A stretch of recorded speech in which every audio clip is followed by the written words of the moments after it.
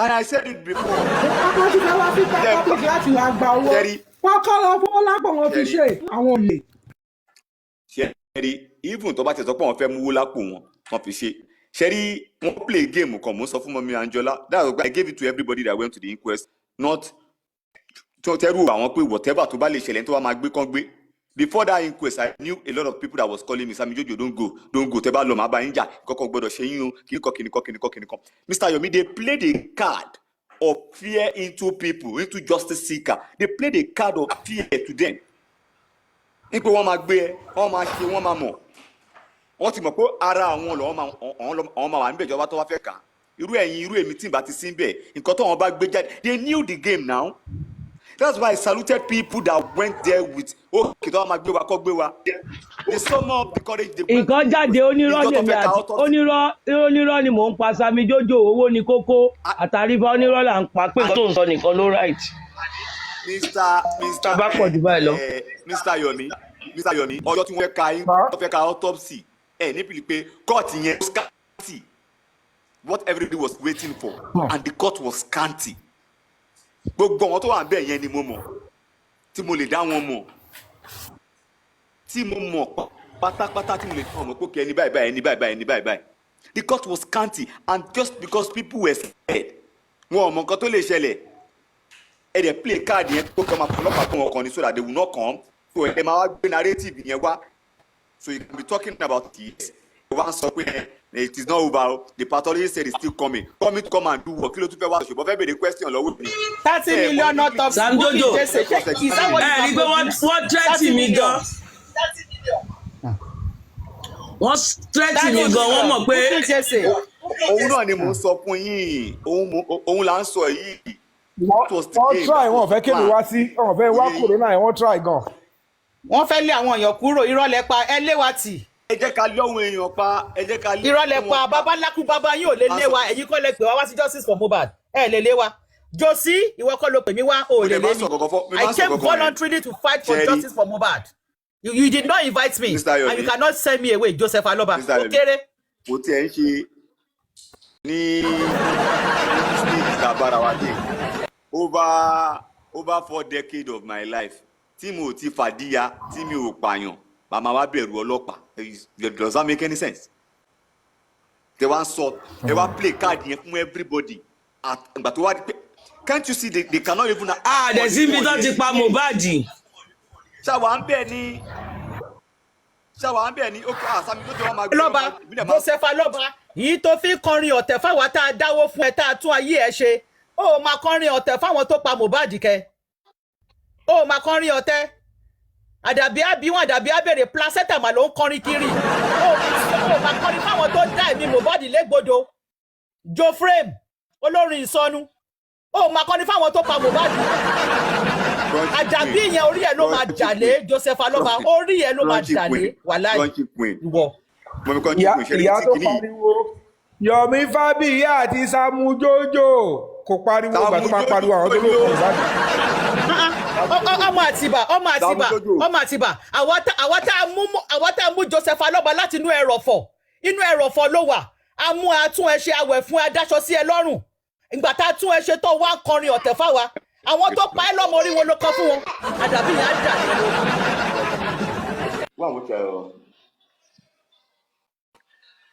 ṣe rí nǹkan tó fọ́nì jù tí mo ní kà láti. Àwọn àgbàlagbà wọ́n ní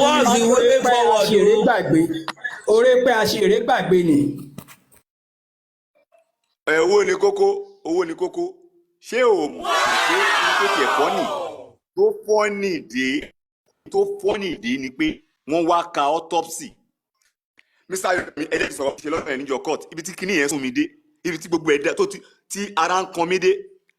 Lọ́ọ̀yà Samulari ó ń tẹ fóònù ó tó yẹn tẹ fóònù báyìí mo pe lára àwọn security ẹgbẹ́ ẹ̀wù ṣẹ́tìrì ó ń tẹ fóònù wọ́n gba fóònù lọ́ọ̀yà Samulari wọ́n lọ fún magistrate ni ó níbi tó ti ń yọ tẹ fóònù mo tọ́ka sí ẹ lọ wọ́n gba fóònù lọ fún magistrate because I was just pissed off àní kí n máa yọjú wo báàgì oníbàgì ṣé mo fẹ́ jí nǹkan nu báàgì ẹ̀ ni because I was so confused like àbí ẹ̀yin máa gbé báyìí jáde ni àní white paper ló fi sínú báàgì kó kan nínú báàgì yẹn nínú lẹ́yìn handout sí kọ̀ọ̀kan bẹ̀. handout ló mú wá handout Sammy Jojo handout ló gbé wá wọ́n wá gbé dání wọ́n dẹ̀ ni wọn ò ní já wọ́n ní wọn ò ní já ọ̀ǹtì tán bá dé kóòtù ó yà mí lẹ́nu pé ṣé ohun tó fẹ́ wá já fún wa nìyẹn God is watching. ṣẹ́rí. Bukky Jesse gbé wa débẹ̀ o 30 million naira autopsy à ń retí ẹ o. Ìjọ tí Bossman wà bíbá ẹ last mo béèrè lọ́wọ́ ẹ̀ ní pé kí ló fi òpó máa ṣẹlẹ̀. Ó dẹ̀ sọ́dà pọ́dọ̀ láti ló ti ń sọ nígbà yẹn pé àwọn máa gbé wá ní pé ọjọ́ yẹn gangan ló máa já ní pé òun fi pé wọn lè tamper pẹ̀lú ẹ̀. Now wọ́n ṣe autopsy ẹ jọ Mr. Yomi ẹ bá mi béèrè nígbà tí n bá rán yín níṣẹ́ tí mo ní pé òkè Mr. Yomi ẹ bá mi lọ sí Kétu kẹ wá dé kẹ máa sọ pé owó ni kó kọ́kọ́ rán lọ tẹ́lẹ̀ ìgbà tó dé Òṣòdì ó bọ́lẹ̀ ó jẹ gálà ó mu kó 5 naira ìgbà tó lọ ó ṣe kíní kan kí ló kàn yín pẹ̀lú owó ni kókó ibi tí mo rán yín kẹ lọ kẹ sọ kẹ jábọ̀ ẹ̀ fún mi pathologist wọ́n dé kí ló kàn pẹ̀lú government autopsy why do you have to make a summary about it ìwọ̀n tó ń rán ẹ kó ṣe kó àbí bàbá ti sọ pé sọ díẹ̀ kó gbẹnu dákẹ́ iṣẹ́ tó ń rán ẹ ò jẹ́ kí ló kàn ẹ́ pẹ̀lú gọ́ọ̀mẹ̀ntì. ìgbà tí mo kiri GoFundMe káàkiri platform Joseph Aloba ó mà ní kí n sọ díẹ̀ kí n gbẹnu dákẹ́ tí mo ń polówó GoFundMe fún ẹ kàn ṣàánú ẹ ó mà ní kí n sọ díẹ̀ kí n gbẹnu dákẹ́ wà láì wà pọ̀ Joseph Aloba wà á káwọ́ sẹ́yìn báyìí níwájú adájọ́ wà á rojọ́ nítorí fowó ṣe Ọlọ́run ìwọ ò tí mọ̀ kankan ó rò pé ó jẹ lọ GoFundMe access bank wà á ṣàkáùntì ẹ̀ Joseph Aloba wà á ṣàkáùntì ẹ̀ èmi Crunch Queen mò ń káàkiri platform to platform ó mà ní kí n sọ díẹ̀ kí n gbẹ́nu dákẹ́ ìwọ wà á káwọ́ sẹ́yìn iwájú adájọ́ wà á ṣàlàyé $28,600 nǹkan tó fi ṣe wà á ṣàlàyé. We go nowhere. We are here. You give us our money. I'm a Ganusini. Access money. Nǹkan tó fi ṣe wà á ṣàlàyé. Wọ́n ní ká má sọ̀rọ̀ sí Joseph Aloba. Ó bàjẹ́ gbogbo yín. Ta náà lè sọ̀rọ̀ sí. Àwọn tí wọ́n lò wọlé. Kí ni èjì tó lè sọ sí Joseph Aloba? Kí ni èjì ẹ̀? Crunch Queen. Àwọn agent wọn ló ń sọ gbogbo yẹn. Ẹ rí i pé gbà tí bàbá yẹn tó bọ́ta tó ní tọ́níyà ẹ consult Yomi. Ó náà àwọn lè wá bá mi àfi iṣẹ́ mi lọ bá wọn ni ẹ rí i pé mi ò fèsì. Mi ò ṣàgídí èmi ṣiṣẹ́ tèmi lọ because o rò pé there is no point in my buying my figagbága.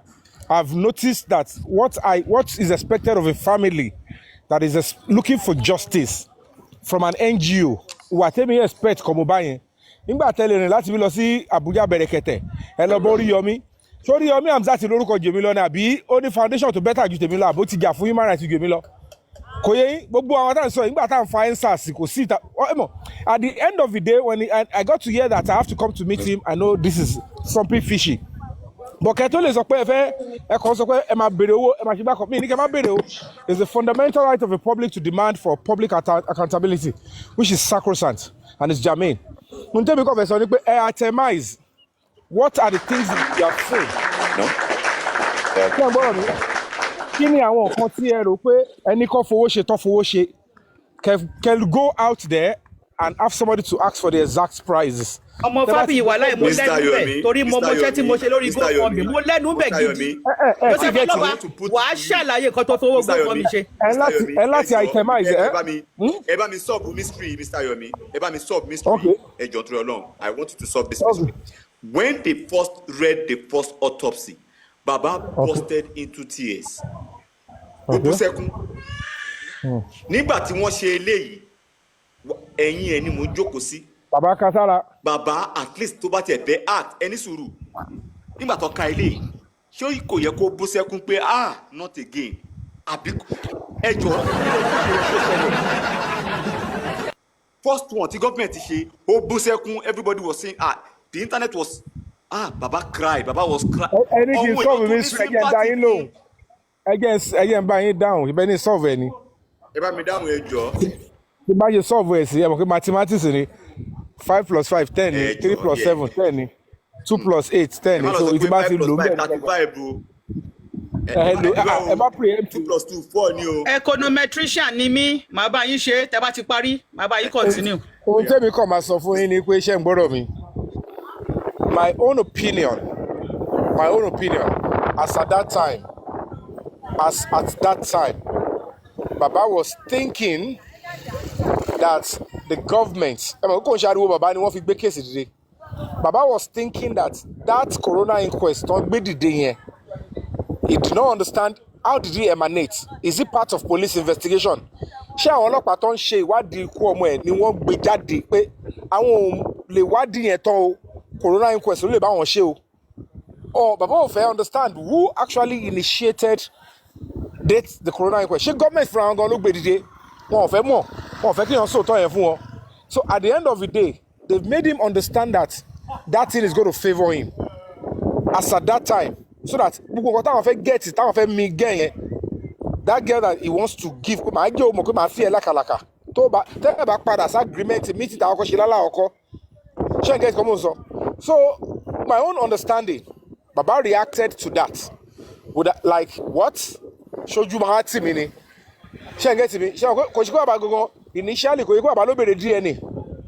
Baba also followed the public noise to demand for DNA. Nígbà tó ń gbọ́rọ̀ wọn ni wọ́n gbé placenta fẹ́yàn kan wọn ṣe kinní kan. So the core of the matter is every step tí Baba ń take tó fi wá justice, he was doing it after he realized that the public are seeing what might be lurking in that particular case. Ṣé n get me? So whatever the case may be, the second one, Baba ẹ mọ̀ pé tó bá ti dé Baba ti wà okay. Ẹ lọ wo picture àbágbà tí kéèsì kọ́kọ́ bẹ̀rẹ̀ kẹ́ wo picture sí ó jìnnà síra wọn gan o. Kò sí yẹn Baba had come out to tell you he is now more comfortable. So Baba ò lè máa ké mọ́ ẹni tó bá ti ní fíìmù kì í ké. So ẹjọ́ ọ̀lẹ́ ti rí ògògó kókè àbí jíire kò sọ́kọ́ àfi nu fíìmù. So Baba náà ti di star, Baba ti di star bíi tiwa. Wọ́n ti ń kọrin orin tó yẹ pé wọ́n ní kò tí ju bóyá 3,000 lówó lórí audio back àbí ọlọ́gbèsí. Baba náà ní kí wọ́n so ma all over the world tó ti wá wo tó ti gbọ́ orin náà báyìí ó sú mi o. Àwọn fans Baba ò tiẹ̀ ń download orin. So that's just it, Sammy Jojo. Whatever the case may be, they frustrated us. Wọ́n tiẹ̀ da èmi láàmú gan, wọ́n dẹ̀ fi mí. Wọ́n tiẹ̀ tún rọ́bìṣì èmi, wọ́n kọrin fún èmi yẹn. Ládùrú wàhálà àti ìyà tí mò ń jẹ. Tí wọ́n ṣe kó bí abọ̀, it's quite funny. Ní tó ń dùn mí jù ni pé àbúrò my step brother, ẹ mọ̀ pé ẹ máa gbọ́ tí gbogbo ń gbé gbogbo ọ̀rọ̀. Gbogbo kò sí nǹkan tí wọ́n lò. Wọ́n ní step brother mi kú ṣe gbá kan. When my step brother died, ṣé ń gbọ́rọ̀ mi? I went to the police. Wọ́n bá yẹ pé yé àbúrò Yomi Fabiyi ni. And the police and the government of Ogun State told me it's court related. Tí n bá ṣe anything, àwọn court máa tó tì mí lẹ́yìn, wọ́n máa pààyàn lọ. And they began to do the job and they arrested all the culprits and they charged them to court. Ẹ wá imagine, normally I would want the kind of noise pé mò ń jà fábúrò mi, but justice is being served. Wọ́n tún farabalẹ̀ lórí yẹn, the same camp yẹn náà ni wọ́n tún lò láti máa fi gún mi ní èwo. Ẹ wá woru pain téèyàn máa go through while you are fighting for other person's child. Even when I fought for my own, wọ́n tún rubbish ẹ̀. How many people ló lè gbà?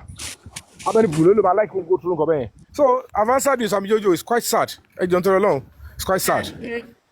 Mr. Andy wà ń bẹ̀ yẹn. Sam Jojo ẹ jẹ́ má bínú sọ fẹ́ sọ̀rọ̀ kan sà. Ṣé a lè gẹ́ẹ̀tì pé bí alálẹ́ tó bọ̀ta yẹn nọ́ọ̀sì yẹn lọ gbé wá lóru yẹn ṣe hàn pé kíní ó lè tẹ̀lé wọn tèmi ṣe rò sí nǹkan tó yẹ kí n wọlé nìyẹn pé lóru tó bọ̀ta yẹn àbí nọ́ọ̀sì yẹn lọ gbé wá torí Wùnmí sọ pé nọ́ọ̀sì kan súnmọ́ jù tẹ́ bá rántí bí nọ́ọ̀sì yẹn lọ gbé lóru yẹn.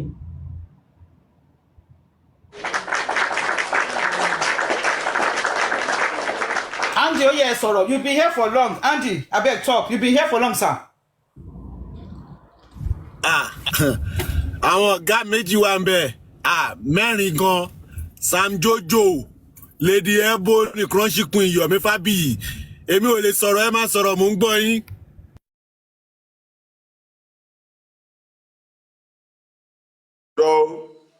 Ẹ jọ̀ọ́ kí lẹ rí sí pé wọ́n ka rìsọ́ọ̀tì nínú handout ṣó ti ṣẹlẹ̀ rí ní ìlú òyìnbó tẹ wà? Because àwòkọ́ṣe aláàbò báyìí ó dà pé àwòkọ́ṣe ní Nàìjíríà ń wò ṣó ti ṣẹlẹ̀ rí àbí ok Mr. Yomi wà níbẹ̀ Mr. Yomi ẹ máa ṣe fíìmù dáadáa bí ẹ̀rẹ̀ ti ṣe nínú fíìmù rí.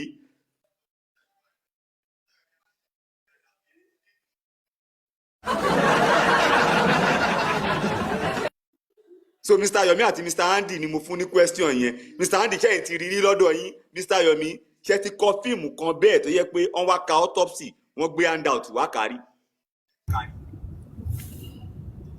èmi ò rí rí o bóyá new method ni ó wà ń sìn nìyẹn ní Naija.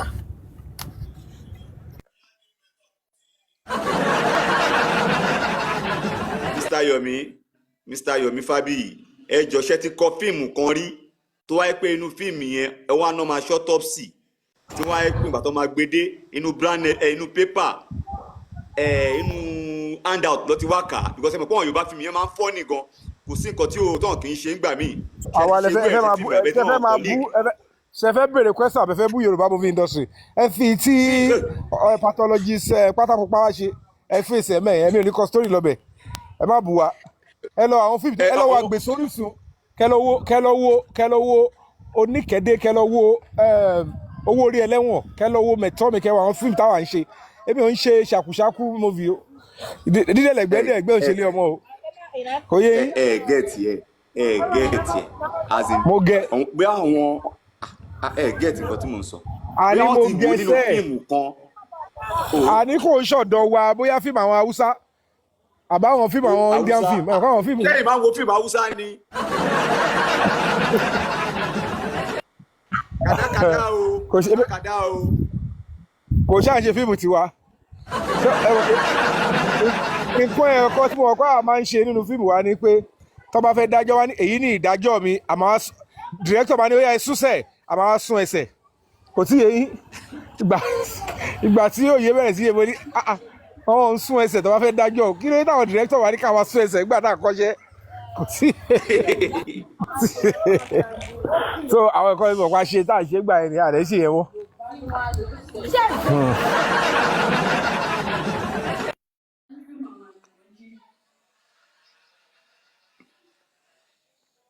Because until they can prove to me, I think I was on the platform today and the person was asking, "In pé bàtọ́ fẹ́ ka autopsy yẹn pé ṣé wọ́n show body yẹn ṣé wọ́n display kankan and they were telling pé wọ́n display and ibi tí Nàìjíríà bá dé yìí ibi tá a bá dé yìí kò yẹ ká máa ṣọ̀wọ́n kankan tó yẹ pé at the end of the day ó máa fún wa ní insult all over the world wọ́n máa wò pé no that come people that they are from third bóyá mususutu àbí mugujashu láti jáwátà kì í ṣe Nigerians because Nigerians are always in competition with America àṣà máa ń fẹ́ ṣe pókì àwa náà wà ń bẹ̀ ni but stuff like this is always a slap bíi pé kọ́ mú ẹ̀rọ ọ̀fọ̀ kọ́ fi ra gbogbo èèyàn lójú ni a pathologist is coming and is coming with an handout wọ́n wá ń béèrè lọ́wọ́ ẹ̀ chapter 2 verse kìnnìkan your submission on the government kìnnìkan only yes my lord and verse kìnnìkan you wrote yes my lord page 45 you wrote something about kìnnìkan only yes my lord. nǹkan tí mo you not even bring your own result. Sàámú Jójó èèyàn ìyá Mohbad Sàámú Jójó.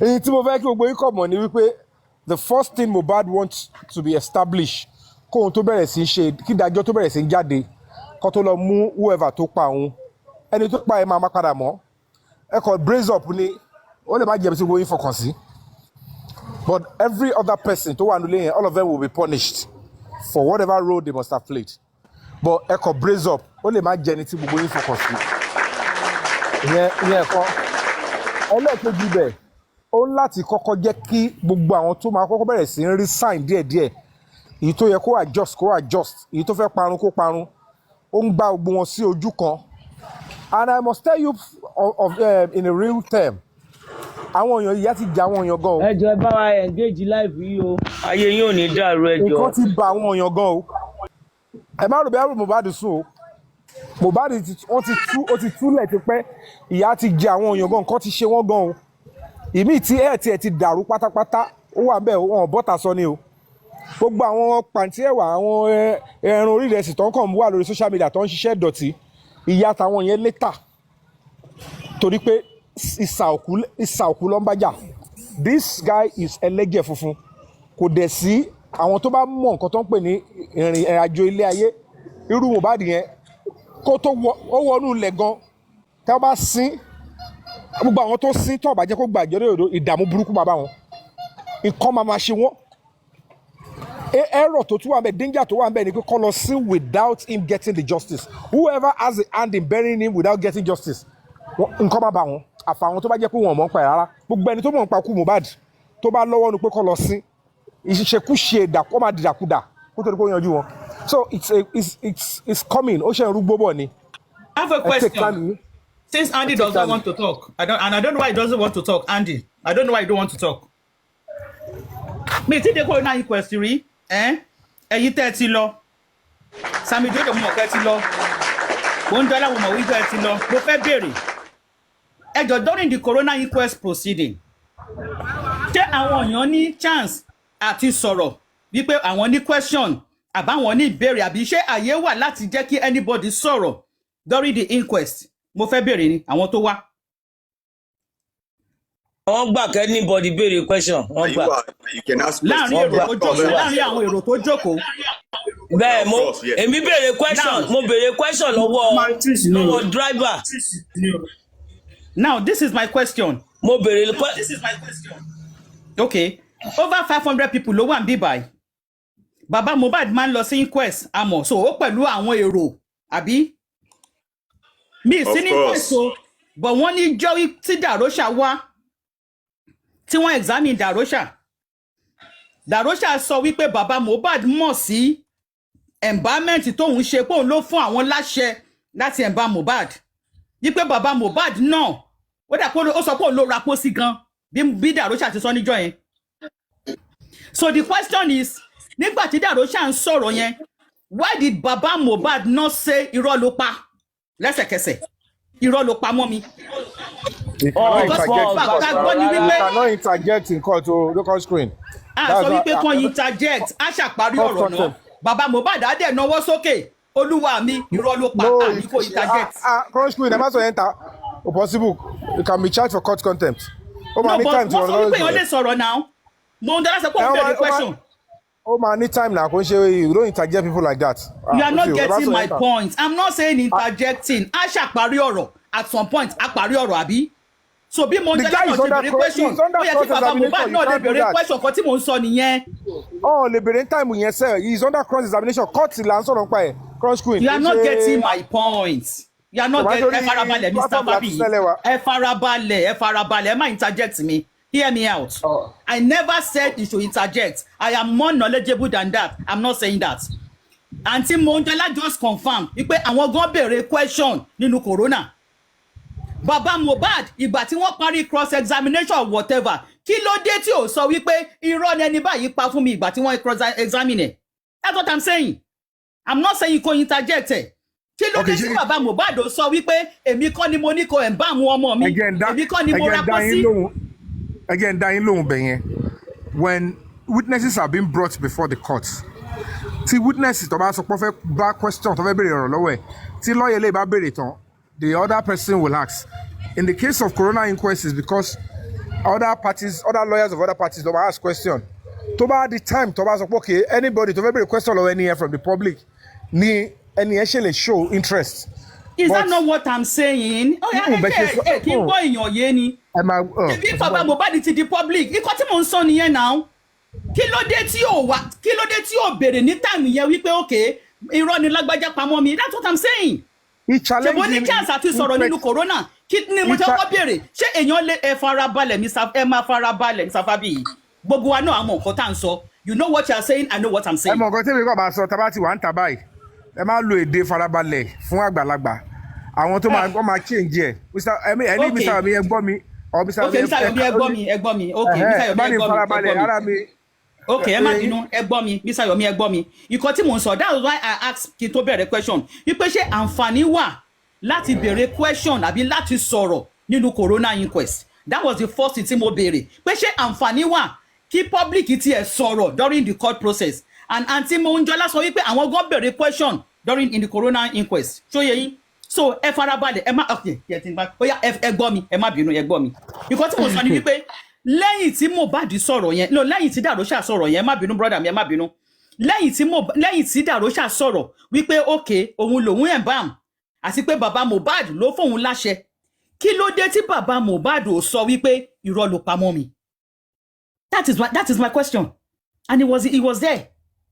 When he had the chance to talk, when the public had the chance to talk, kí ló dé tí bàbá Mohbad ò sọ, because everybody mọ̀ wípé àti ẹ̀gbá àmẹ́yàn ẹni yẹn láti kú.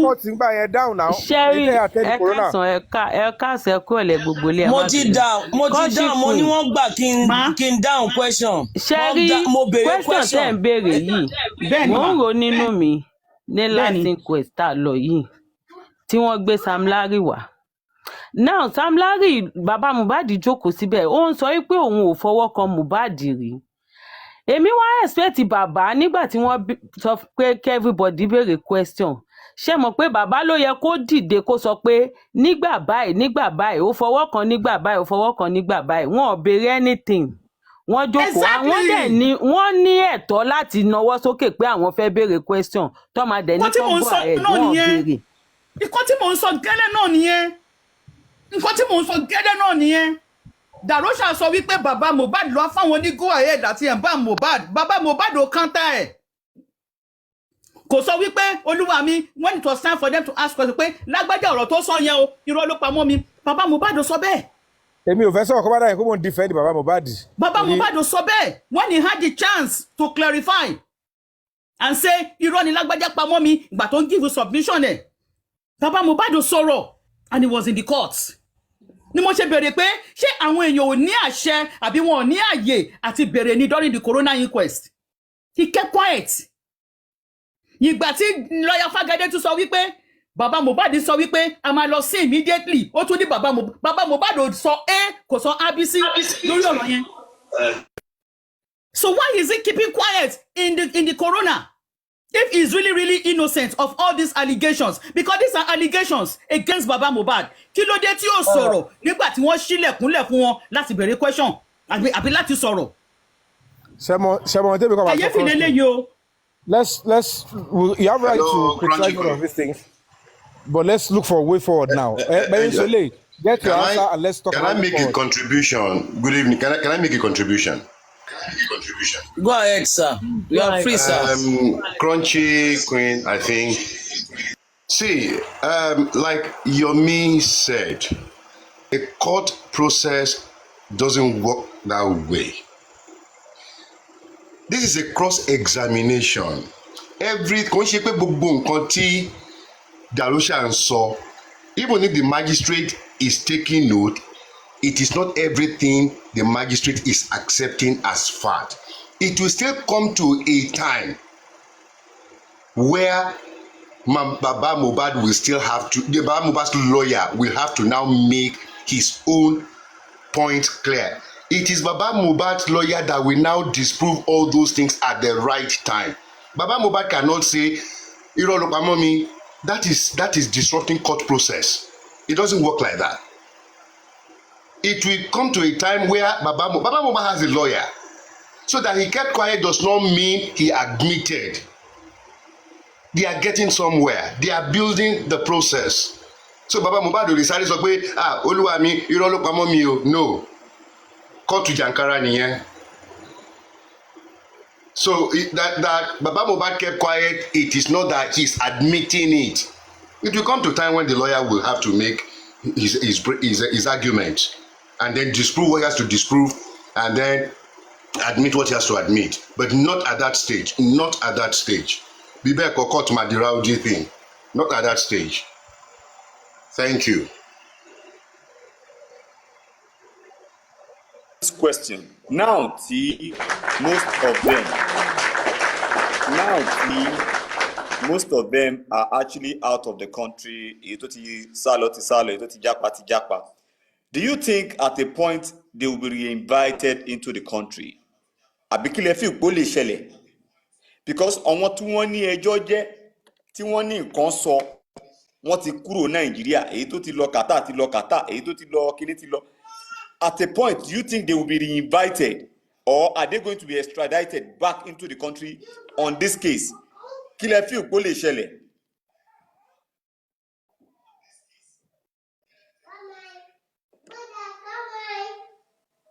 Is that for me? Yeah, for you and for Mr. Yomi, anybody that can answer the question. Well, my little note.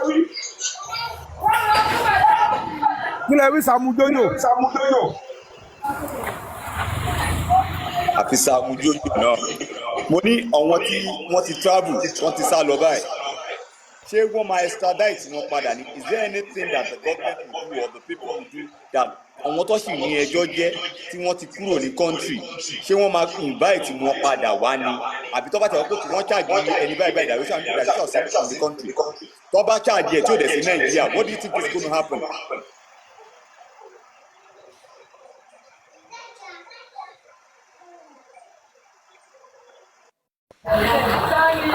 Kí lẹ sọ ẹ wo bí ẹ má bínú wọn àtẹ́ni sáwọn èèyàn bínú. Hello. Yeah, mo wà pẹ̀lú yín, ṣé ẹ̀ ń gbọ́ mi? Ṣé bèrè kọ́ lọ́wọ́ mi yẹn? Yeah, mo bèrè mo dẹ̀ tú ẹ̀ sí public. Now, nígbà tí gbogbo wọn ti àwọn kan ti travel, àwọn tó ti travel nínú wọn. If eventually the court, the inquest now write charges against them, what is going to happen? Ṣé wọ́n máa kúrò níbi tó wà yẹn, ṣé wọ́n máa padà wá sí Nàìjíríà láti wá jẹ́ ẹjọ́ ni? Step wo ni government máa take àbí public ló máa take the step? Because as we know, some people are out of the country as we speak. And that is what they're going to come back. That is the truth. Tí gbogbo yín ò fẹ́ gbọ́, tí mo sọ fáwọn tó wà ní side bàbá yẹn. The coroner inquest cannot charge anybody to court. They will submit their findings to the Director of Public Prosecution. The Director of Public Prosecution will look at the facts and evidence before them from the report inquest. Tani wọ́n fura sí, tani wọ́n indict. Kí ni evidence tí inquest ní tí ó fi back up charge tó rò pé ẹ káwọn charge èèyàn báyìí fún nǹkan báyìí. Tó bá ti wá wò àwọn máa wò pé ṣáwọn lè get anything. Is the evidence tangible? Is the witness tangible? Is the expert advice ní coroner inquest in bank on ni? Tó bá rí pé kò sí táwọn lè fi prosecute mẹ́, they might not use it.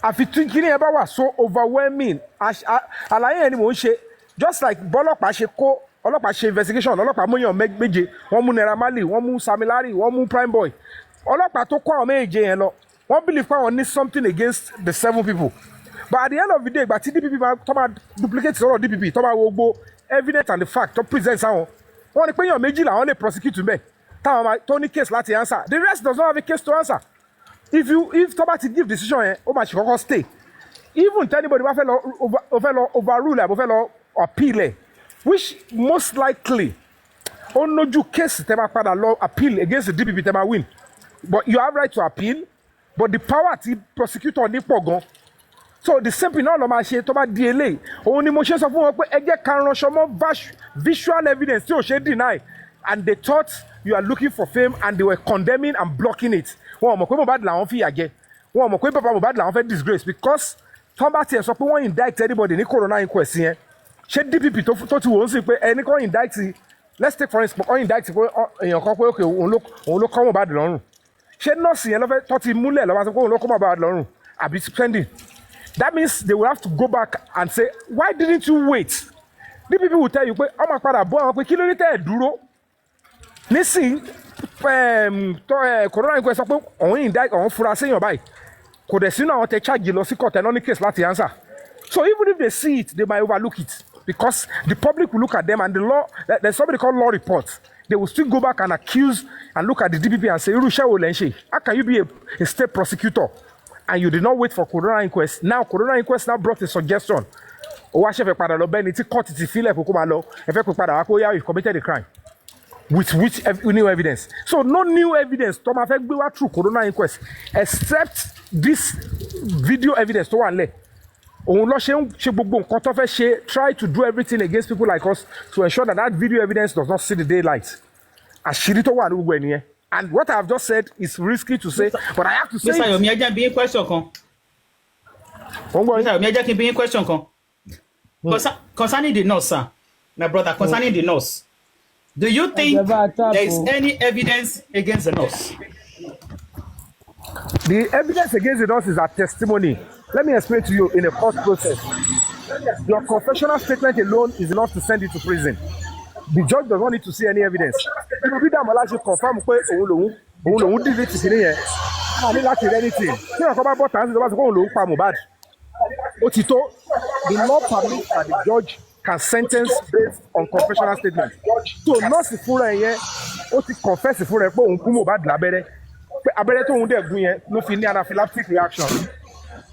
Until something bá jáde like the video tá à ń sọ yìí àbí tí àdúrà bá sòótọ́ pé hello our stage yẹn ni nurse you came in so time this is what has happened you are a liar oh treat Mohbad òkú ló bá nǹkan tá a ṣe ní kò ṣe rè except that Mr. Fabi, I like the last point you just made, sir. Do you remember wípé baba Mohbad ó ti sọ nínú paper ó ti confirm wípé Mohbad died on September 11. And the nurse got there. Baba Mohbad is not a credible eyewitness. And except he has evidence. Affidavit now. It doesn't matter. It can still be refuted. Anyway, we are going to hold him by what he said too. Since the nurse can be held by what she said. So we are going to hold Baba Mohbad by what he said too. Oh, hold on, Crush Queen. The nurse said that to a police officer. Baba Mohbad said it personally. All of swear affidavit pé tó bá fẹ́ lò lọ́la òun ti yọra òun kúrò nínú gbogbo pátákópa yín yẹn. Ìbọn náà ti ń swear affidavit. Ìbọn náà ti institution náà ti ń swear affidavit. Ẹ jẹ́ ìṣàlàyé fún yín. The process of personal ẹ máa gbọ́ your own personal affidavit is your own statement that is binding under the law tó ti ní sọ́wọ́ pé mo ti lọ ṣèjọba ìjọba yìí. Ìjọ tó bá fẹ́ lò yẹn tó bá fẹ́ lò against ẹ̀ bàbá yẹn ó ti ṣe lẹ̀ as a form of defence ni for personal self. But tí bàbá fẹ́ fòótọ́ tó bá fẹ́ ṣe gangan you should go to the police station and write additional statement. Ìjọba báyìí which tí gbogbo yóò sọ fún bàbá pé kó lọ ṣe pé ẹ lọ kọ́ sí station. I disagree with you, Mr. Fabi. I disagree with you. An affidavit is binding under the law. Cross Queen. He wrote it. He did an affidavit on a personal term and stood before a judge. So Mokubuya case for Kawa. Judge you also no time about that.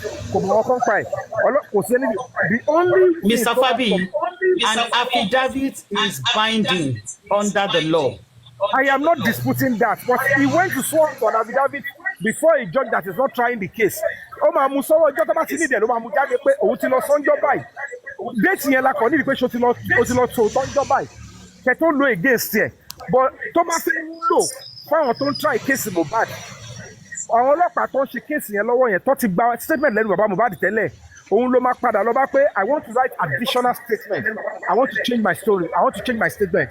Kí ló ṣẹlẹ̀ tó bá ti lè gbé fún ọ báyìí. That statement is binded in that case. Nínú court tó ti ń ṣe yẹn because prosecutor yẹn tó bá ti rí adájọ́ yẹn máa rí ó máa rí inú docket yẹn affidavit bàbá Mohbad sign yẹn kò ní sínú case file tó wà wájú adájọ́. So kò bàbá Mohbad sign ó sọ affidavit kankan bí kankan. If he is sure of what he is doing, he should go to the same court. Ọlọ́pàá tó ń ṣe case yẹn tó bá ti fi sínú case file tó wà wájú adájọ́ yẹn ó máa wo bàbá yẹn pé bàbá is changing his statement.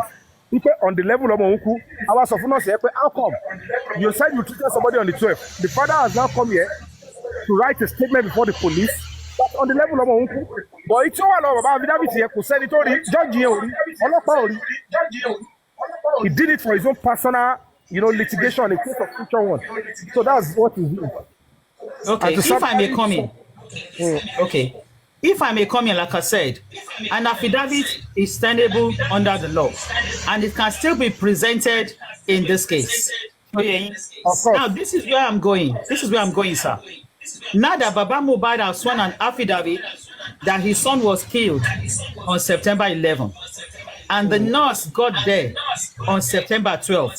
My question is this, sir: will the nurse will she still be held culpable in Mohbad's death when Mohbad ti kú èdè kó tó débẹ̀? Ìyẹn ni question tèmi fẹ́ béèrè báyìí.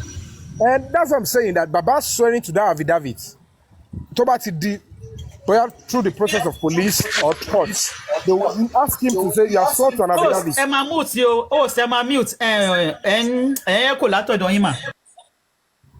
Mr. Fabi, continue. He who asserts must prove. Tí Baba sọ pé in the level lọ́mọ yẹn kú, nọ́ọ̀sì sọ pé 12 lòun treat Mohbad. Certainly bàbá ò sí bẹ́gbà tó wọ́n kú. Baba no for jury nurse.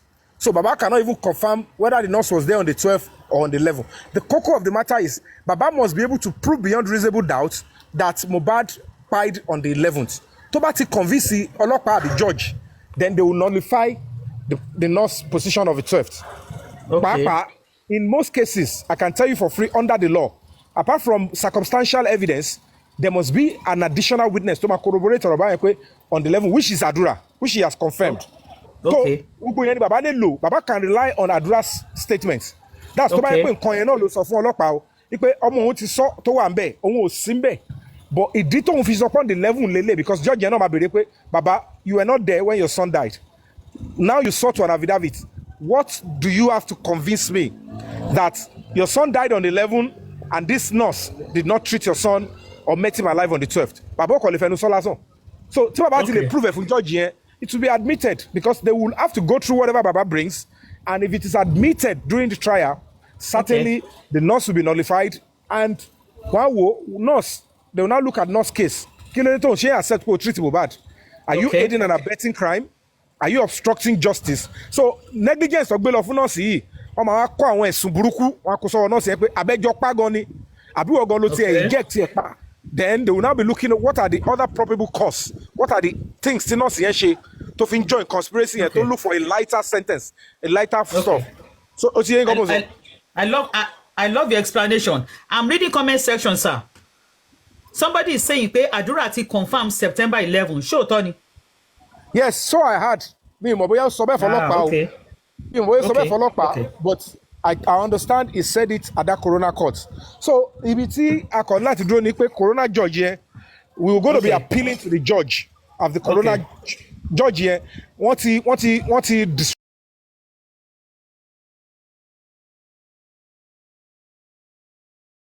ní àzìyàwó ẹ wo bó ṣe máa sọ live tí ẹ máa wọ̀ sí ju ti Wùnmí lọ bí Wùnmí ṣe treat Mohbad sexy mi máa treat ọkọ lé ẹ̀jù yẹn lọ Wúràbùnmi máa treat ọkọ lé ìwà àwọn ló gbé síta tá à ń rí yìí náà tí wọ́n máa wọ̀ sí ju ti Wùnmí ló jẹ́ kó sòkò pa gbogbo wọn ni because báwo lóbìnrin kan ṣe máa rí bẹ́yẹn ó máa jókòó ẹ máa búyàn damn it báwo lọ ṣe ń bọ́ ọmọlé wọn báwo lọ ṣe máa bá àwọn ọmọ tó bí nínú sọ̀rọ̀ ó ṣò lára kan fúnà orí òpè àwọn tó gbéṣẹ́ lé lọ́wọ́ ṣe mistake tí Latisnet tó tẹ̀ wá gbé dání ó máa ṣiṣẹ́ fún rẹ ló máa palẹ̀ mọ́ kúrò ní platform nǹkan tó ń wá yẹn nǹkan tó máa sìn ọ́ máa gbélé ẹ lọ́wọ́ ó dẹ́ palẹ̀ mọ́ tó bá dẹ́ pò tí wo abẹ́ bàbá Mohbad pé kíní pọ́nrán ìdí wọn máa gùn ó dẹ́ lọ bá bàbá Mohbad ní Nàìjíríà kó kúkú lọbẹ̀ kó lọ ṣe ìyàwó kẹfà orí ẹ̀ yìí ni ẹwà máa bẹ́tò lórí burúkú ni ó máa yẹ̀ ti bàjẹ́ kí ló dé. Thank you so much. Thank you, ma. Thank you. Ẹ jọ̀ọ́ ṣe tí ẹ mọ nǹkan lẹ́ẹ̀kan tí ó dà pé God protection àbónílé tẹ̀ ń sọ̀rọ̀ pé ó máa fẹsẹ̀ rìn wá ó máa rìn dé Naija láì wọ mọ́tò mo fẹ́ kí ẹ jẹ́ ká mọ̀ pé oòrùn ti pọ̀ jù Nàìjíríà already ẹ jọ̀ọ́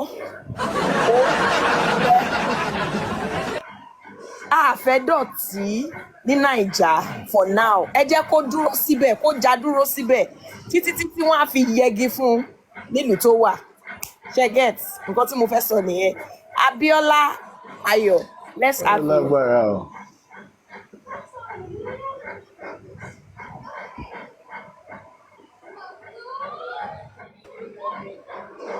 Abíọ́lá Ọbásínbẹ̀ Royal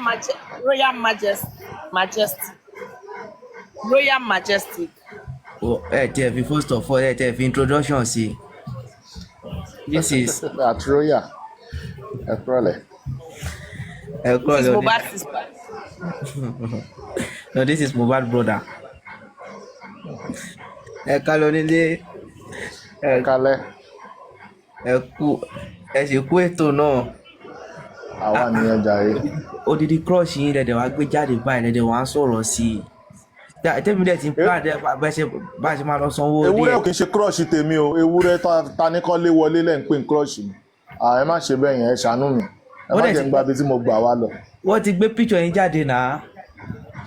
Mo mọ nǹkan tẹ́mi náà ṣe jáde fún èmi ò ní láti gbé picture ẹ̀ jáde èmi ti ní lọ́wọ́ so ó bú mi mo bú tèmi náà padà ni kò sí nǹkan kan but òun ò ń ṣèyàn lọ́dọ̀ tèmi ewúrẹ́ ni ó ń pariwo ń ta ó ń ké ẹni sùúrù ẹ jẹ́ ń play orin ẹ̀ fún yín ẹni sùúrù ẹ mute tí bá ti play orin ẹ̀ tán sìn ẹ̀ wá jó. dájú àbẹ̀gbẹ́ tó ń bẹ lébùté mẹ́ta. gbogbo ọ̀rọ̀ má ṣe gbogbo ọ̀rọ̀ tó ń ṣe ẹ mọ́ gbàgbé inú J4M yìí ibẹ̀ náà ti fún lówó tó fi sponsor ọmọ ẹ̀ wá abroad. Wọ́n ti sọ pé ní kó mọ bó wá ṣe bó ebú sí iná ṣe ń fún lówó sí wọ́n ń pè ní inú payroll J4M ló wà. You understand báyẹn tó gbogbo tó ń ṣe yẹn kò ń ṣojú lásán wọ́n ń fún lówó ni kò dẹ̀ á mọ̀ pé ní owó tó ń fóun ó kéré sí ìbànújẹ́ tí ń bọ̀ wá ṣẹlẹ̀ sí bó ṣe wà yẹn. Torí ẹ sọ fún mi láti bí ọdún kààbọ̀ tá ti wà nínú justice for Mohbad yìí kí ni nǹkan tó jẹ́ kókó tí kan fi gbé ṣe bó ṣe wò ó kéré tó kò sí nǹkan kan tó jẹ́ kókó kan tí kan fi gbé ṣe. àfipè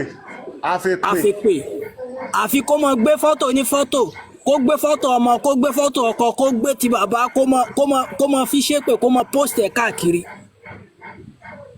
Ikùn dàbí ikùn ẹlẹ́dẹ̀ omi ní ikùn ẹ̀wà a dẹ̀ sọ fún yín Yomi gan sọ́njọ́ ni irú àwọn kan fi wà náà tí Yomi sọ pé ní ẹ máa lo Doboslin ẹ máa lo Doboslin ẹ máa lo Doboslin gbogbo àròkàn tẹ́ ń rò yẹn tẹ́ bá ti lọ ẹ̀ ní mo rò mọ́ kọ́ńfì. àròkàn dẹ̀ ló ń fẹ́ sún àsun dákẹ́. ẹ kú àsun dákẹ́. àròkàn ni ìgbà tó bá ti rọ àròkàn tó ìgbà bó àwọn Sugar Boy wà ń ta tó bá rẹni tó ṣe lọ gbé Sugar Boy àwọn abẹ́ fọ́ wàá lè damira tó bá damira ìgbà tó bá fi damira fọ́sùn kan wọ́ ara ẹ máa fà gbogbo bí tọ́ra ti dín yẹn gbogbo bí tọ́ra ti dín yẹn ó máa fà díẹ̀ ayé wúmà yẹn ò wù mí o ayé yẹn kò wù mí ẹni tá a bá dẹ̀ ń pọ́nlé kó mọ dúndú àpọ́nlé. honestly ẹ bá máa pè é mọ́ mi à fún ẹ respect is reciprocal irọ́ ni o reciprocate ẹ. yóò dọ́gbọ́n wá fún ọ̀dà láti ìgbà míì yóò tún wà bọ́ọ̀lù yóò tún wá fún wọn ẹ̀gbọ́n yìí sì ń yẹra fún wọn sì ń pọ́nlé náà ni àmì mi ti mọ̀ tipẹ́tipẹ́ pẹ́ ni àbùkù ni a ti mọrú wọn a nírú wọn lẹ́gbẹ̀ẹ́ àmọ́ bírú wọn ṣe ń ṣe pẹ́ ni àbùkù ni onílé toilet gẹ́gẹ́ bí ọ̀rọ̀ àti tẹ́ni alónílé toilet.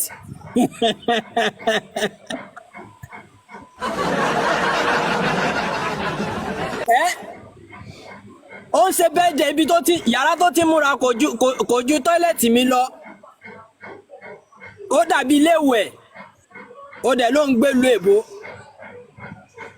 tẹ́ bá ní pé kíkan fí mọ̀mọ́ plug àwọn èèyàn mọ́ nísìn ẹjọ́ ń torí Ọlọ́run látijọ́ tẹ̀tí iṣẹ́ rí kó ṣiṣẹ́ iṣẹ́ wo ló ń ṣe iṣẹ́ wo ló ṣe ibi tó ti ń jẹun nìyẹn ẹ mọ́dẹ̀ gbàgbé pé ẹ̀sẹ̀ mọ́mọdé lu èbó ni tẹ́ bá ní kó máa plug mọ́ nísìn ta ló fẹ́ máa sanwó fún un tó bá dẹ̀ sanwó fún un kí ló fẹ́ máa fọ́mọ jẹ kí ló náà fẹ́ máa jẹ bùkátà ti pọ̀ ìgbà tí bùkátà pọ̀ gan tó ṣe pé òun nìkan ni kò rí bá ti ṣe tẹ́lẹ̀ náà kò rọ́nà gbé gbà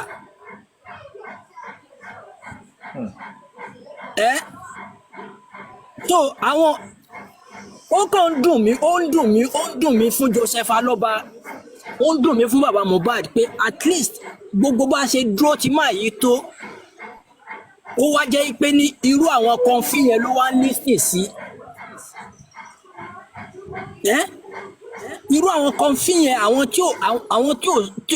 ọlọ́pàá áyán ọpọlọ áyán ló wà lórí kan fi because kò sí nǹkan kan tẹ́ máa rí pé ní kò síbi nǹkan kan tó ti give substitution báyìí láyé yìí tẹ́lẹ̀ tó lè wà reasonable kò lè wà reasonable rárá ẹ mọ̀ wó báyìí pé ṣé lè sì sábì amọ́rí báyìí ṣá ẹ wò onílé màá jọ yín padà tẹ́jẹ́ ń sáré wẹ̀ mo yẹ ṣiṣẹ́ tán sáìtì ni. Thank you, my all brother. right owó ní All right, kókó. sir. Thank you. Thank you, Owó Kókó. Kẹ́mkẹ́m, ẹ ti wá tẹ́lẹ̀ ẹ ti lọ. Ẹ kalẹ̀ o. Ẹ kalẹ̀ máa. Ẹ kalẹ̀ mo nílé. ilé network ló já mi bọ̀. Ẹ kalẹ̀ jàre. Owó ni kókó. Owó ni kókó. Kẹ́mkẹ́m ẹ wò dàn ẹ jẹ́ kí mọ́mí Abíọ́lá sọ̀rọ̀ Ẹ náà kalẹ̀. ara lélẹ̀ yín Kẹ́mkẹ́m. Ẹni èmi náà kì í ṣàlejò I love Allah. mo mọ̀ ẹ ti wà níbí tẹ́lẹ̀ náà. Ẹni ọpọlọ aáyán ló wà lọ́pọlọ ìyá wa omi nìkùn. Ọpọlọ aáyán tóbi eṣinṣin ọpọlọ wọn ṣe rí nìyẹn. Eṣinṣin náà tún tóbi mọ́mì bóyá ká lo tẹ̀fọ́n. Wàláì tábà tún rí tó tún kéré sí tẹ̀fọ́n gan ká fi. Ọlọ́ ìra ní tẹ̀ra ní àwọn ìra pupa yẹn. Wọn ní orí tó ń rò alọ́mọ 27 kò kú lọ́nà ẹ̀tọ́ kò ń ṣe pé ó rọrí kú sùn ká wá nǹkan tó pa á. Kí ló ṣẹlẹ̀ sọmọ yìí ẹ̀yin wá mọ̀ pé fọ́tò ní fọ́tò lẹ máa gbé tẹ́ máa fi wọ́n ẹ máa ṣépè fúnra yín. Wọ́n ní bálọ̀bálọ̀ àbọ̀ ń bọ̀ bẹ́ẹ̀ bá nà kàkọ́ mẹ́sàn-án tó kù nǹkan ẹ ti gbàgbé ni. Èmi ò wá bẹ̀yìn o torí mo ti bú yín lẹ́ni dáadáa tẹ́ bá dẹ̀ gbédè tí mo fi bú yín wàláì kò yẹ kẹ́ ẹ jáde mọ́ ṣe ló wú yẹ kẹ́ ẹ wọlé kẹ́ ẹ máa sunkún wọ́n máa ní kí ló ṣe yín kẹ́ ní ẹ kọjá yín lórí black cap torí ẹ̀ kí ń ṣẹni àpọ́nlé rárá ẹni yẹ̀yẹ́ ọmọ lẹ́lẹ̀ ní tàn gbọdọ̀ tẹ̀ fi ń sórí ẹni rárá tẹ́ joyè òpònú àgbàyà ṣé ohun tó pa Mohbad là ń ṣe yẹn ṣáwọn bàbá oníbàbá tẹ̀ ń gbé kiri ṣáwọn náà pa Mohbad àbí kí ló ṣe yín tí ò ṣèyàn rí kí lẹ̀ ń bá ká èèyàn tiẹ̀ máa ń gbọ́n ọ́n téèyàn bá dàgbà tó èèyàn bá dàgbà ó máa ń gbọ́n ni ẹ̀yin wá kú joyè àdàgbà má kúrò láǹtì. Làákàyè tí wọ́n ń yòrò sí i. Ẹ joyè àdàgbà má kúrò láǹtì wọ́n sì ń pè yín láǹtì ẹ̀dẹ̀ joyè àdàgbà má kúrò láǹtì nítorí làákàyè yín kúrú gan àtẹ́lẹsẹ̀ lẹ kó sí kò sí níbi tó yẹ kó wà ṣe lẹ́ ń tẹ̀ mọ́lẹ̀ tẹ́ bá wọ bàtà kí ló ṣe yín ìgbà bẹ̀yàwó bẹ̀yẹn ní rárá ṣé jèpè yó ni yín ni àbí jẹ̀jà yó ni yín ṣórúkọ ìdílé yín nìyẹn ni àbí kí ló ṣẹlẹ̀ bàbá yìí dẹ̀ pẹ́ yín títí olórí ẹbí pẹ́ yín rárá o ẹ má sọ̀rọ̀ èèyàn ẹ má dárúkọ èèyàn bí o ẹ má bú èèyàn bí o àfìgbà tẹ́ kọjá àyè yín ẹ wọ́ra yín lẹ̀ oníyẹ̀yẹ́ àlè àmùdá ẹ wá rò pé ẹ mọ̀ pé ajá yán ṣe ṣiṣẹ́ ọyán ṣiṣẹ́ tó pẹ́ títí ẹ máa padà yan oyin ṣé ẹ̀yin oyin báyìí ṣé ẹ̀ ṣe é bó báyìí ṣé ẹ̀ tẹ̀ báyìí ṣé ẹ̀ kàbùkù ẹ̀ padà kàbùkù ńgbà tán bá yín sọ ń kọ̀rọ̀ wọn bá yín sọ ń gbàngbẹ́ lẹ́yìn ò ní gbọ́ ẹ̀yin ò ní gbà àfi kí wọ́n fòkàn ṣù sójú yóò wá já lé ní ìbáyìí nígbà tẹ sọ́hún èèyàn kan gidi ṣáà fún yín lésì àtúnṣe ìrètí yín o tó rà mọ̀ pé ẹranko ni yín ẹran ìyá ni yín bí àṣẹ orin olówó yọ̀ tí wọ́n play sí ẹranko ẹran ìyá ni yín ẹ sì máa fẹ́ jáde bí ẹlẹ́dẹ̀ rà ẹ sì máa tún ṣe ìtẹ́ tún máa ṣe tún máa burú jù tẹ́ ṣe tẹ́lẹ̀ lọ. Kò ní jáde kẹ̀ ó sì máa jáde ewúrẹ́ ni ewúrẹ́ jẹ́ ẹran ilé ó máa ń jẹ́ ìyà púpọ̀ tí a bá na ewúrẹ́ á tún padà sí ibi tí ti jìyà lẹ́ẹ̀kan ẹ̀yin ọmọ kékeré ẹ má ṣe bí ewúrẹ́ bíi ti kọ̀ǹfì.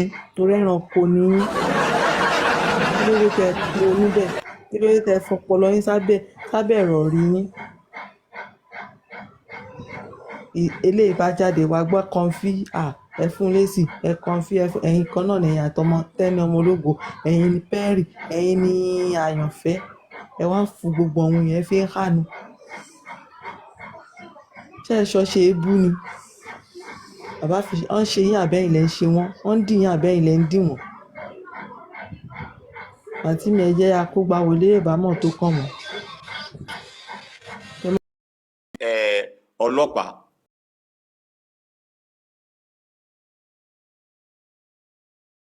Nigerian police ń pẹ́ fẹ́ ṣe protest pé kàn jọ̀kọ́ fún yín ní ọlọ́pàá tó máa volunteer tó máa tẹ̀lé yín. Do you understand? You know by your right if you want to protest and you go to the police station ọlọ́pàá máa fún ẹ ní protection.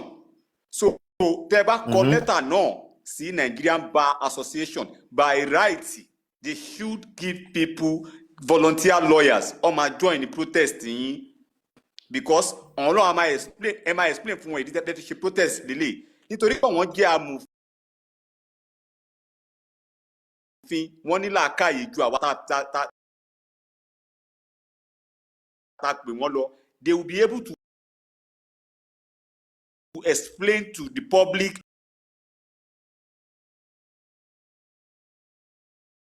or to people or to the press. Do you understand? To address the public, to address the public. To address the public. To address the public. So, bó jẹ́ márùn-ún, bó jẹ́ méjì, but wọ́n dandan ni wọ́n máa fún wa ní lọ́ọ̀yà pókè o. Àwọn pípín náà ọkọ̀ lẹ́tà sí wa pé àwọn nídìí wa o níbi báyìí o. Go there, go and show them support. So nǹkan tí Mr. Samson sọ nìyẹn kò yé yín, because lọ́ọ̀yà náà they are part of the justice system. Àwọn ni justice system wa. So tá bá dẹ̀ need wọn, tá bá lọ bá wọn, normal. It is our right. What mom told you to. What mom did. So it is our right. Mercy. It is our right. All right. But we so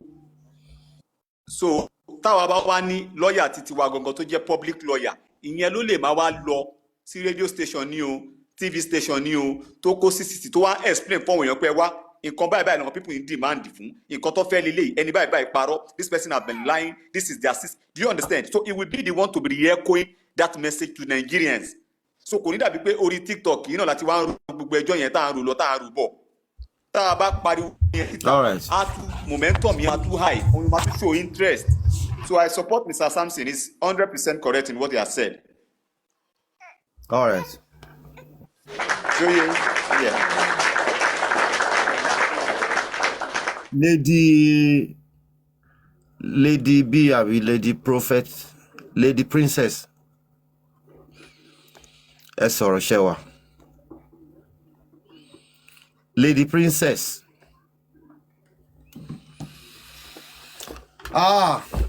Sir, so that is that about that for today now. I have to continue lọ́la nìyẹn. A ti yọjú tòní nìyẹn. Yes, sir. That is that. Oníyanṣẹ́ ọlọ́bẹ̀ ṣe. Àwọn tó jẹ náà ẹ kú ìjẹ. I'm Jojo. Well done. Oh yeah, you give Tammy that for me. Thank you, Sammy Jojo. Thank you, Naimoli. Thank you, everyone. Naimoli, thank you for coming to our platform. Sammy Jojo, thank you for the good job you have been doing. God will enrich our pocket. Lágbára Ọlọ́run. Wàhálà wọ̀ ní dásásán. Lágbára Ọlọ́run. Ní rí ń gbé sọnù bí òṣèlú. Amazing. Thank you, Jare. You give time here today. Thank you. Locust Lion. Let me follow you back. My gifter. Amazing. Àdàbíyá bí wọ́n o, àdàbíyá béèrè o. Àdàbíyá bí wọ́n o, àdàbíyá béèrè o. Èmi ò mọ ohun tán sọ pé mo ṣe, wọ́n tún pariwo mi ká. Àdàbíyá bí wọ́n o, àdàbíyá béèrè o. Àdàbíyá bí. Hello, sir. Ẹ ká sọ bùlá láti. Ẹ kú àtàárọ̀ sir. Wọ́n sọ pé mo ṣe, wọ́n tún rojọ́ mi káàkiri. Ẹ ká sàn. Ẹ kú àtàárọ̀ sà. So ẹ kú atótóni látàárọ̀. So gbogbo ẹ̀ náà là ń gbọ́. Mọ̀ pé lágbọ́rọ̀ Ọlọ́run yìí tó dára Ọlọ́run máa ṣe. Nǹkan tèmi ṣàfẹ́ sọ sí ni wípé nípa pé wọ́n máa lọ sí Mohbad yẹn. Ó lè ṣe kò possible because public ló lọ wú Mohbad kò ń ṣe pé àwọn ni wọ́n wú Mohbad and then kíní yẹn wọ́n discuss ẹ̀ láàárọ̀ lọ́dọ̀ madam mọ́mí kíní láàárọ̀ yìí so Sam Jojo gbàtàn sọ yẹn gan èmi gan mi ì lè gòkè torí mo ti múra church nígbà yẹn mi ì lè gòkè àná àgbọ̀yẹ gbé wá sí ìbàyẹn lọ́sàn-án pé èmi gan mi ò láìkì ẹ̀ bíkọ́ mọ̀ dàbí pé at the end of the day náà àwọn ìyá wa lọ́rùn wá gbé so torí ẹ sọ díẹ̀ kẹ́ mẹ́nu dákẹ́. àkọsọmọ fọlọ́wọ́n á fún wa ní jọ́sìn àti ẹ̀dúpẹ́ pé dírẹ́fà ó ti já wa sí i so nǹkan tó yẹ ká máa ṣe ní ìsìn kan tí dírẹ́fà ń sọ yẹn ń gbogbo ló yẹ ká máa dìmú ní ìsìn pẹ̀lú ti dókítà because náà bá gbẹ́nu lé ní ìsìn àwọn tí Wùnmí ní ìsìn wọ́n máa wọ́nà láti pa ọwọ́ kan dé mọ́lẹ̀ nǹkan tó yẹ ká máa sọ òun ni ti dírẹ́fà yẹn because dírẹ́fà yóò ti já wa sí i tí mo dẹ̀ mọ̀ pé lágbára Ọlọ́run justice ó máa wáyé torí Mohbad gan kò sùn òun kò sùn òun fẹ́ justice Ọlọ́run dẹ̀ máa fún alágbára Ọlọ́run so nǹkan tí bí wẹ́ẹ́ sọ nìyẹn sà ẹ ṣe sà. ìjẹ̀mí kò fẹ́ point attention everybody sí fídíò kan mi mọ̀ ó sì tẹ́ni ó rí bóyá bí ni mi mọ̀ lórí platform kan ṣá mi mọ̀ wọ́n á ní fídíò yẹn o video evidence wọ́n ti fún bàbá or something wọ́n á wò pé everybody ò tiẹ̀ sọ̀rọ̀ ń pa ẹ̀ mọ́ ṣé bá kàn ṣe máa cover irú fídíò yẹn nìyẹn mo rántí ẹ̀ nìyẹn. irú fídíò tẹ̀ sọ irú fídíò wo. bóyá anybody lórí panel lè help fídíò evidence ọ̀rọ̀ Mohbad yìí tí Mohbad yìí náà ni wọ́n ní bẹ́ẹ̀ àwọn òun àbí nǹkan kan míì mú un wọ́n ní wọ́n fún bàbá ní fídíò yẹn wọ́n ní ṣé anybody ò ní interest lórí fídíò yẹn ni mo rántí ẹ̀ ó sì lẹ́ni yẹn mi kàn rántí orúkọ yẹn wọ́n ní gbèsè orí platform kan máa wá lóun ti fún bàbá pé bóyá bí náà ni wọ́n lóun ti fún bàbá pé òun ò lè ṣe ẹ̀ pẹ̀lú anybody máa ń ṣe àníwò àzẹn ṣàkàn máa lókèwé àbí kò yé mi ṣá ọtí mi ní kí mi kàn sáré wá sọ ni anybody máa understand nǹkan tí mo fẹ́ kó help me out ẹ ṣe kẹ́ tó lọ mo kàn ní kí n chip ẹ̀yìn. ọ̀ya Tajudeen. Yeah. Lasisi. Yeah. Mr. Lati. Mr. Lati. Sir. Ṣé ń gbọ́ mi? À ń gbọ́ yín clearly.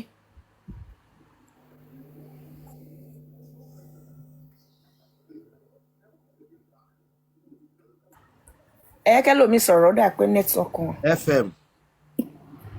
FM, let's have you.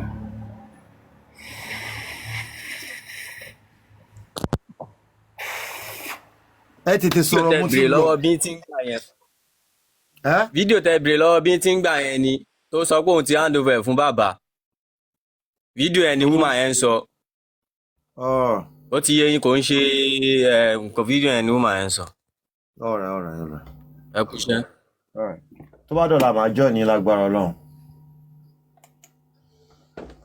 Ṣé ti gbọ́? Yes sir, thank you sir. Ó ṣe gan. Yes sir. Boss. Yes. Lágbára Ọlọ́run justice la máa rí gbà lágbára Ọlọ́run ó dàárọ̀. Àmín.